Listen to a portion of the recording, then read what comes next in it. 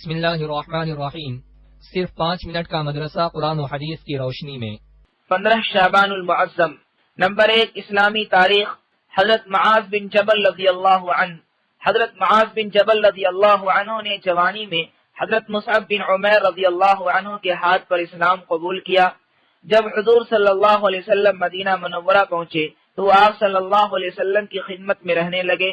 آپ ان 6 خوش نصیب صحابہ رضوان اللہ علیہم اجمعین میں سے ایک تھے جنہوں نے حضور صلی اللہ علیہ وسلم کے زمانے میں پورا قرآن جمع کر لیا تھا۔ ان کی علمی صلاحیت کی وجہ سے حضور صلی اللہ علیہ وسلم نے فتح مکہ کے بعد دین سکھانے کے لیے ان کو معلم مقرر کیا۔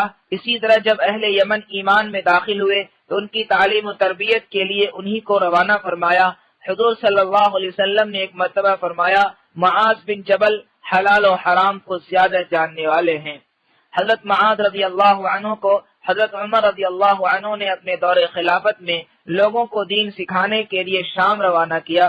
جب موت کا وقت قریب ہوا، آپ قبلہ رخ ہو گئے، پھر آسمان کی طرف دیکھا اور فرمایا، اے اللہ، تجھے معلوم ہے کہ میں درخت لگانے اور نہریں کھودنے کے لیے دنیا میں لمبی عمر نہیں چاہتا تھا، بلکہ روزہ کی حالت میں پیاس کی سختی برداشت کرنے، مصیبت جھیلنے اور علماء کے ساتھ حلقہ ذکر میں مذاکرہ کرنے کے لیے چاہتا تھا۔ اے اللہ، مجھے قبول فرما۔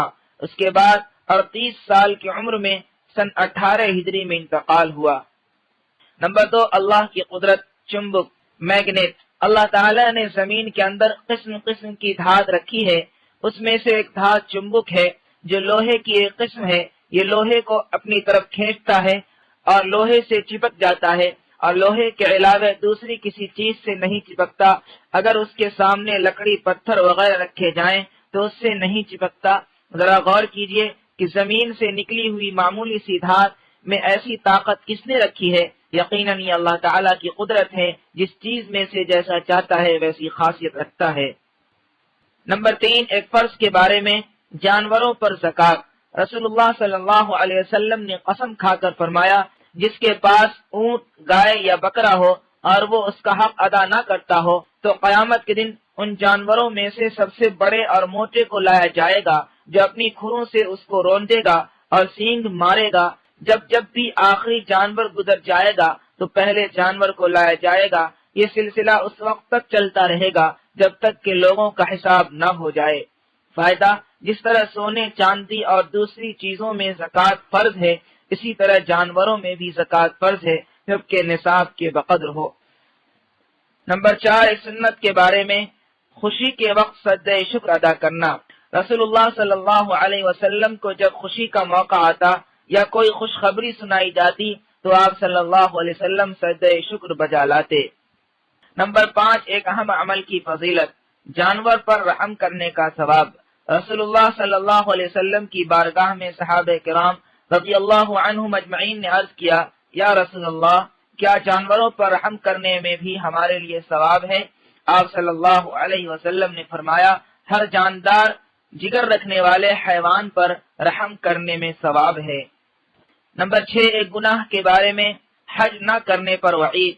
رسول اللہ صلی اللہ علیہ وسلم نے فرمایا، جس کے پاس سواری اور توشہ کا اتنا انتظام ہو جس سے وہ بآسانی بیت اللہ شریف پہنچ سکتا ہو، پھر بھی حج نہ کرے تو کوئی فرق نہیں ہے کہ وہ یہودی ہو کر یا نصرانی ہو کر مرے۔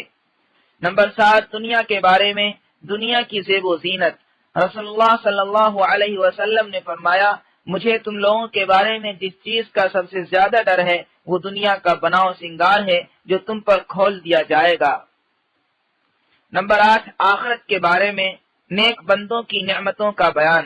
قرآن میں اللہ تعالیٰ فرماتا ہے، پرہیزگار لوگ باغوں اور عیش و راحت میں ہوں گے، ان کو جو چیزیں عیش و آرام کی ان کے رب نے عطا کی ہوگی اس کو کھا رہے ہوں گے، اور ان کا رب ان کو دوزخ کے عذاب سے محفوظ رکھے گا، اور کہا جائے گا تم خوب مزے کے ساتھ کھاؤ پیو، یہ تمہارے نیک اعمال کے بدلے میں ہے جو تم دنیا میں کیا کرتے تھے۔ اور وہ لوگ برابر بچھے ہوئے تختوں پر تکیے لگائے ہوئے ہوں گے، اور ہم بڑی بڑی آنکھوں والی حوروں سے ان کا نکاح کر دیں گے۔ نمبر 9، طب نبوی سے علاج، لوکی سے دماغ کی کمزوری کا علاج۔ رسول اللہ صلی اللہ علیہ وسلم نے فرمایا، تم لوکی یعنی دودھ ہی کھایا کرو کیونکہ یہ عقل کو بڑھاتی ہے اور دماغ کو طاقت دیتی ہے۔ نمبر 10 قرآن کی نصیحت۔ قرآن میں اللہ تعالیٰ فرماتا ہے جب تم کو کوئی سلام کرے تو اس سے بہتر الفاظ میں یا ویسے ہی الفاظ میں سلام کا جواب لوٹا دیا کرو، بلا شبہ اللہ تعالیٰ ہر چیز کا حساب لینے والا ہے۔